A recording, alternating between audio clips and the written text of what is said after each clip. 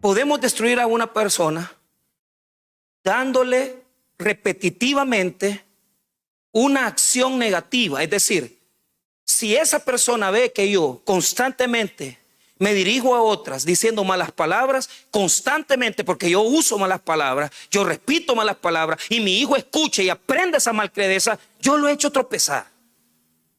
Pero puede ser que esa persona me vea a mí como un gran ejemplo. Y yo, por mis malas acciones, le destruya la conciencia, la inocencia a ese tiernito. Usted tiene que medirse. Usted tiene que evaluarse. Porque usted como hijo, usted dice, es que mi papá nunca ha estado con nosotros. Es que mi mamá nunca nos apoyó. Es que aquí, ya vamos a hablar de eso. Pero primero veamos lo que Dios hace con esa persona. ¿Sabe qué? Lo que dice el Señor. Preferible le fuera, y es determinante el texto bíblico en el verso 6. Mire lo que dice.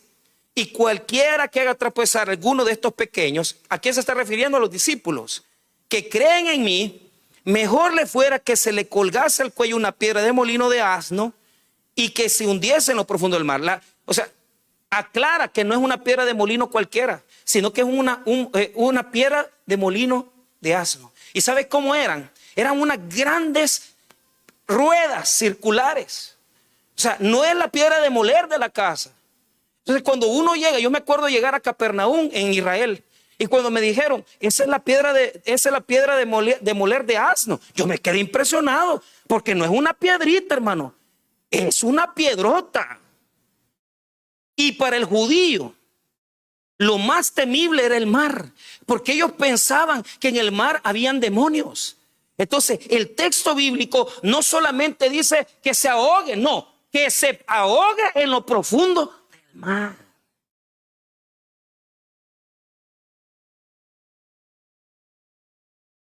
Es que hay recuerdos que uno quisiera arrancárselo, ¿va? Y tomarlo y decir que esto ya no me atormente. Y no es así como una persona que ha sido abusada, se queda esa trauma en el corazón diciendo, yo quisiera que ese día nunca hubiera pasado, que hubiera desaparecido. Entonces el texto bíblico lo que me está diciendo es que si yo estoy repetitivamente teniendo una actitud ante un hijo, ante un vecino, ante una persona que le cause un daño de conciencia, es preferible que deje de hacerlo. La piedra de molino tiene un orificio en el centro donde se mete el grano para molerse. Entonces en ese hoyo usted tiene que meter la cabeza y meterse en lo profundo del mar.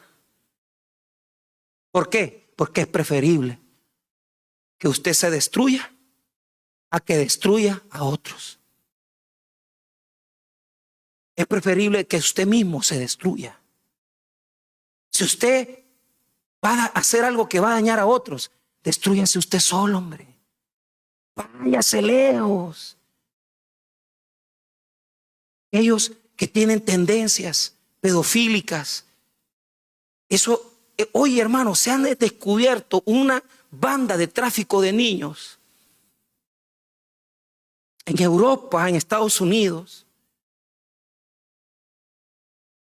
Yo no tengo por qué meterme en eso.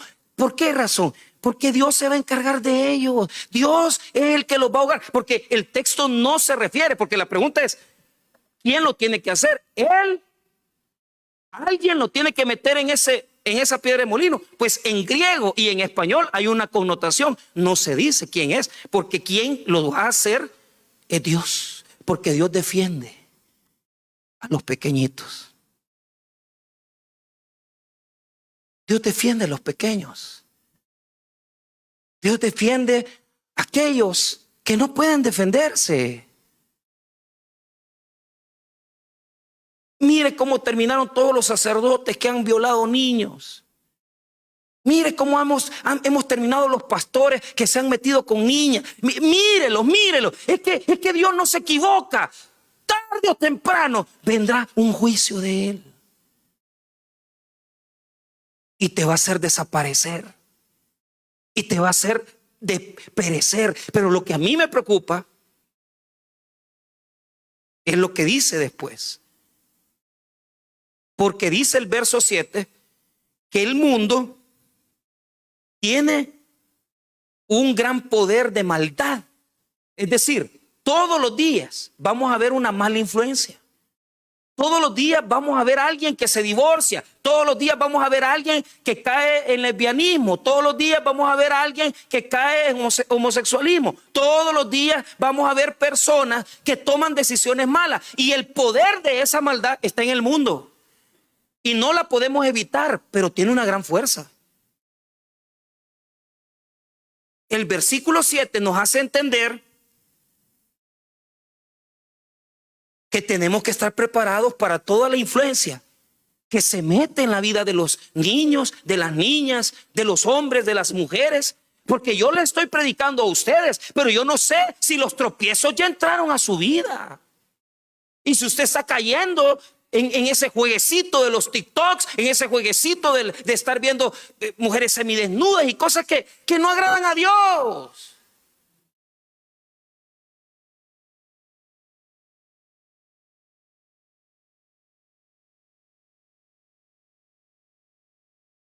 Yo no sé, pero algo sí sé. Cuando dice el verso 7, ay, quiere decir que hay maldición. Mira lo que dice el 7, ay del mundo por los tropiezos. ¿Por qué es necesario que vengan tropiezos? O sea, van a venir esas influencias. El mundo está lleno de influencias negativas, de malos ejemplos. Usted va a ver que el pastor se divorcia. Usted ve que el pastor le fue infiel a su esposa. Usted va a ver que el sacerdote fulano es capturado. Usted va a ver eso. Pero usted no se meta. ¿Por qué? Porque Dios ya tiene un trato con esa gente. Y que esos malos ejemplos no lo hagan caer a usted. Hermanos, con toda humildad, sinceridad y amor se lo digo. Hoy más que nunca en la iglesia se escucha de un montón de divorcios, de situaciones. Si Dios, hermano, está en su pueblo, Él está viendo el corazón de cada una de esas personas. Él sabe cómo los va a tratar. Pero yo no los voy a condenar ni me voy a meter a pelear por eso. Lo que le quiero decir es que para poder agarrar un ejemplo, si fulano lo hace, si aquel lo está haciendo, ¿y por qué no le pasa nada? Hay que lo haga él, pero usted no lo haga. ¿Por qué? Mire lo que dice el 7, cómo termina. Ay de aquel hombre por quien viene el tropiezo. Porque ese, de donde viene, vas a tener un entendimiento con Dios. Entonces nosotros como pueblo de Dios no estamos para dar malos ejemplos. Nosotros estamos para hacer sal. ¿Qué hace la sal? Restringe la maldad. Restringe, hermano, el pecado. Nosotros no estamos para generar pecado. Nosotros no estamos para dar malos ejemplos. Estamos para detener la maldad del mundo. Estamos para restringir la maldad. Ya estuvimos preparando. El viernes vamos a la escuela. Vamos a predicarle a los jóvenes. ¿De qué les vamos a predicar? El señor director nos ha pedido, hablen de satanismo, hablen de eso. Hermano, les vamos a hablar de Jesús. Porque yo sé algo. Que si yo abro mi Biblia y les hablo de Cristo, por lo menos un poco de maldad estoy deteniendo en esta humanidad. Y les voy a decir esto, la maldad prospera, la maldad progresa, la maldad es fuerte. Mire Disney con toda esa porquería de películas que está influenciando la mente de los niños. Mire lo que están sacando, solo basta con poner Netflix y usted ve toda la porquería. Pero por eso nosotros como hijos de Dios en el reino, esa maldad no la podemos detener. Pero lo que sí podemos hacer es, hermanos, óigame bien, no permitir que esa maldad crezca. Puede tener un poder arrasador, pero yo y mi casa serviremos a Jehová. A usted no le interesa nada más, solo preocúpese porque el poder de esa maldad no entre en su casa, no entre en su hogar. Apoye a sus hijos, apoye a su esposo, apoye a su esposa. Hagan altares familiares, oren juntos, intercedan los unos por los otros. Abran la Biblia en la noche, lean la Biblia, lean el proverbio del día, lean un salmo. Restrinjan el poder de los malos ejemplos. Y ahora el texto bíblico nos hace una reflexión. Esto se llama el sacrificio de la responsabilidad personal. O sea, no venga a decirme que usted se ha perdido porque su papá le dio un mal ejemplo, porque su mamá le dijo. No, no hay tales. Uno mismo va a responder por sus propios actos. Y si usted dice, no, es que mire, a mí mi papá me dejó solo, a mí mi mamá me abandonó, es que no hay excusa, porque cada quien va a ser responsable de sus propios actos. Y eso es lo que el Señor dice. Dice que Él se va a encargar de los que dan malos ejemplos. Pero cuidémonos nosotros de no ser nosotros los que hagamos ese tipo de cosas. ¿Por qué? Mire la responsabilidad personal. Ve el versículo 8. Por tanto, si tu mano o tu pie te es ocasión de caer, córtalo y échalo de ti. Mejor te es entrar en la vida cojo o manco que teniendo dos manos o dos pies ser echado en el fuego eterno. Y si tu ojo te es ocasión de caer, sácalo y échalo de ti. Mejor te es entrar con un solo ojo en la vida que teniendo dos ojos ser echado en el infierno de fuego. Entonces, ¿qué me quiere decir esto?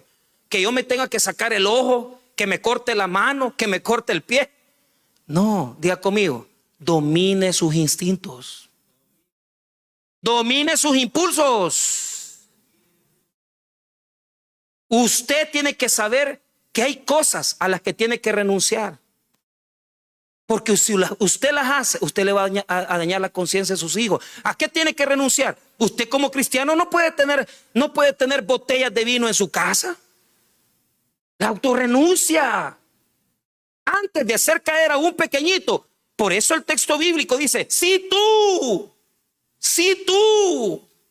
no le está hablando a la iglesia, le está hablando a cada uno. ¿Por qué? Porque si usted se mete en eso, el otro se mete y se vuelve ya una cadena de gente que está metida en el mismo relajo. Es que el diácono fulano llega a ver a mi mamá fulano. Ay. Y esto es muy difícil, pero es cierto. Es cierto. Hoy me estaba contando el pastor Gustavo que falleció, uno de esos pastores. Imagínense que se va el pastor general de la iglesia de viaje y bueno, regresa una noche y encuentra al copastor en el bautisterio bañándose con otro hombre. Y eran los líderes de la iglesia. ¿Y qué dejó eso ahí? Un montón de servidores con tendencias a ese tipo de cosas. ¿Por qué? Porque hoy tenemos que estar más preocupados por lo que está dentro que por lo que está afuera.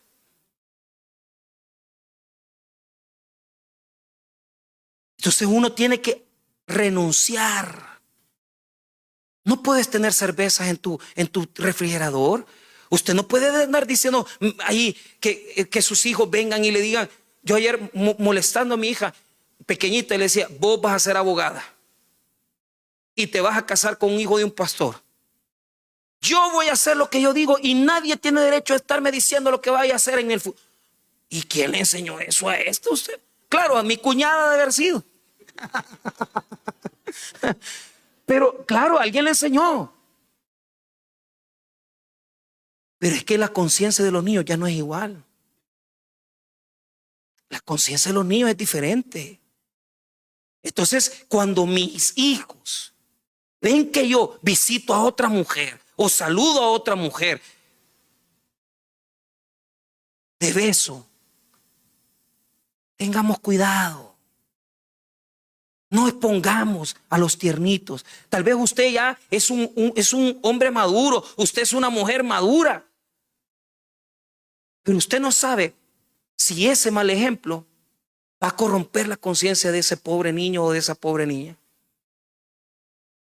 Y usted lo que está provocando es que esa persona no crezca, que neutralice su desarrollo en Cristo. Y yo tengo que ver mis propios impulsos, tengo que ver lo que yo soy, si la llegada es tarde, si todas esas cuestiones de que le grita usted a su esposo, a su esposa, cuídese, hombre. No destruya su propia familia, no destruya a sus hijos. Si en una iglesia un servidor o un líder tiene un ejemplo negativo, eso va a afectar a los recién llegados, eso va a afectar a los tiernitos, porque ellos no tienen la capacidad de defenderse. Y por lo tanto, aquellas personas que no tienen madurez van a caer. ¿Y qué es lo que van a hacer? Van a comenzar a hacer lo mismo que hace esa persona. ¿Cuál es el efecto que provoca una persona que está en una iglesia, que está sirviendo, que está trabajando en la obra y que da un mal ejemplo? Repite las mismas acciones. Las personas comienzan a hacer lo mismo. Y el uno repite, el otro lo hace y lo sigue haciendo. Y cuando venimos a ver, eso contamina toda una congregación. De tal manera que hay iglesias que están contaminadas. Hay iglesias que están llenas de tropiezos. Pero usted tiene que entender con toda sencillez que tiene que cuidar a los niños. Cuide lo sencillo. Usted no es una persona grande en el reino por tener un cargo en la iglesia. Usted es una persona grande cuando cuida a los recién convertidos, cuando usted cuida a la gente que no conoce de Jesús, cuando usted va buscando que los pequeñitos, que los que no tienen conocimiento, vayan aprendiendo, crezcan, sirvan y que se involucren en cosas más grandes. Y ese principio está en toda la palabra. Yo quiero que usted vea esto para cerrar. Vea lo que dice Primera de Corintios, capítulo 8, versículo 9. Primera de Corintios 8, 9.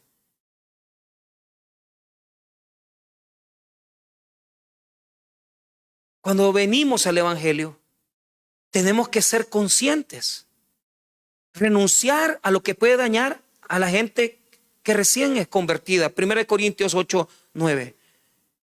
Si mi actitud, si mis malas palabras y si lo que yo hago, porque yo ya tengo madurez, porque supuestamente yo tengo años de estar en la iglesia, le afecta a las personas que están a mi alrededor, yo tengo que dejarlo de hacer. Pablo está hablando de un sacrificio que se daba a los ídolos. Entonces la carne que se sacrificaba a los ídolos paganos, después de sacrificarse a los ídolos paganos, se vendía. Y habían cristianos que compraban esa carne y se la comían.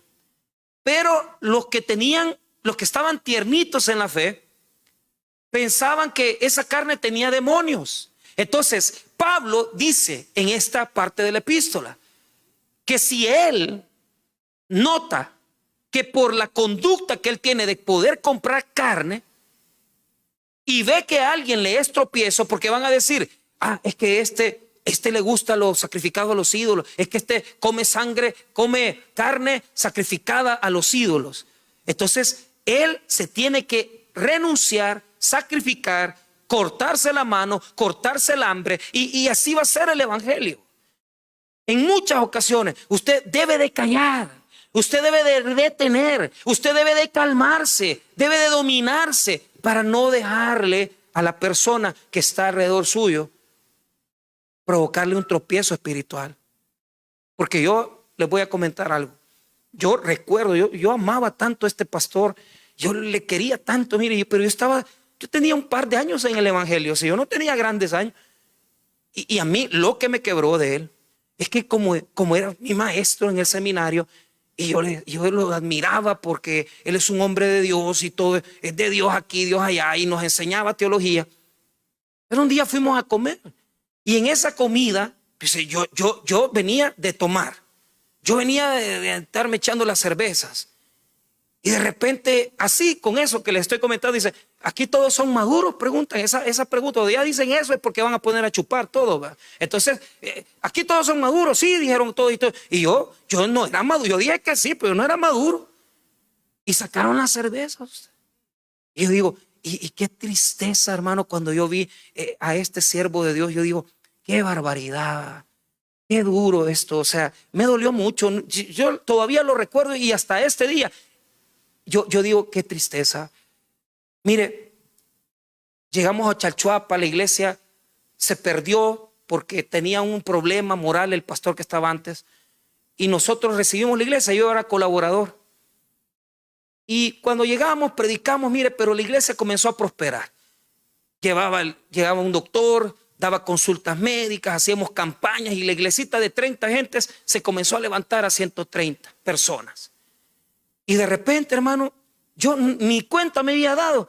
Yo solo vi que había una cipota bien bonita allá en el coro y yo le dije al pastor, mira pastor, le digo, esta chamaquita no me parece.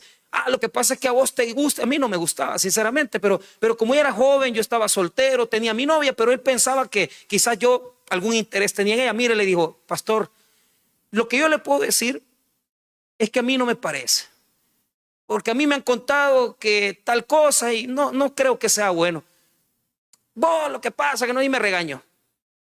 A los días la dejó embarazada, porque cuando ya nosotros nos íbamos, el embelesado se enamoró de la chamaquita, la embarazó, pero con lo que no contaba es que una tarde de día domingo, así como estamos ahorita, entró por la puerta la mamá de la muchacha y le dijo, usted es un corrupto, bájese de ahí. Se acabó la iglesia. Se acabó.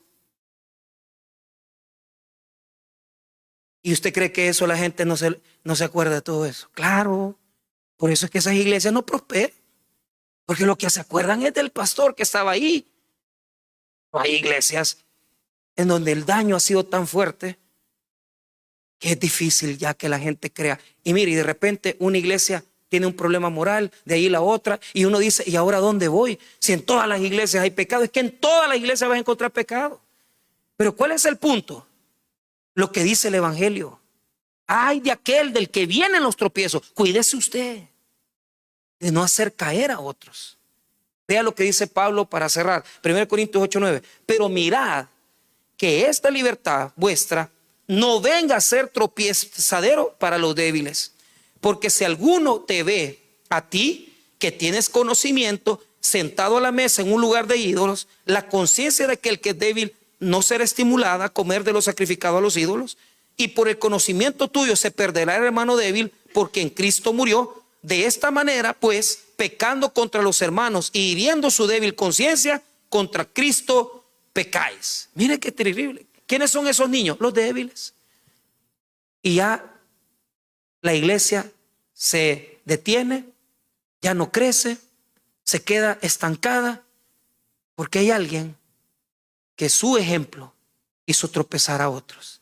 Hermanos míos, que nuestro ejemplo sea para hacer crecer a otros.